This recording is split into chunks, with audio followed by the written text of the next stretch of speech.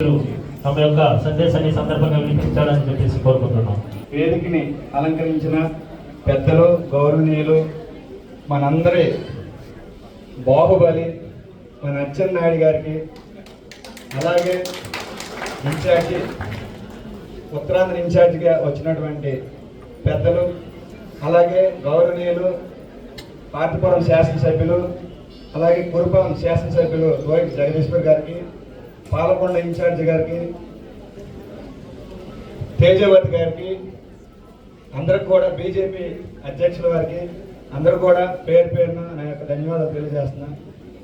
మరి ఈరోజు మనం చూసుకుంటే గతంతో పోల్చుకుంటే ఈ రెండేళ్ళు ఎప్పుడు చేయని విధంగా, ఎన్నడూ చూడని విధంగా ఈరోజు మన కూటమి ప్రభుత్వం వచ్చిన తర్వాత అభివృద్ధి పదంలో రాష్ట్రంలో, దేశంలో అన్ని విధాలుగా ముందుకు పోతుంది మన ఈ కూటమి ప్రభుత్వంలో అభివృద్ధిలో.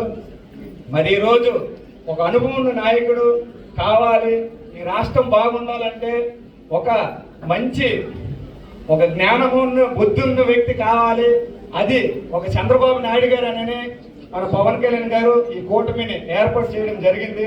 మరి ఆయన సారథ్యంలో వాళ్ళిద్దరు కూడా, పవన్ కళ్యాణ్ గారు, చంద్రబాబు నాయుడు గారు, అలాగే మన దేశ ప్రధాని గారు, వీళ్ళ ముగ్గురు కూడా వీళ్ళ కలయికలో మన రాష్ట్రం అభివృద్ధి పదంలో ముందుకు పోతుంది.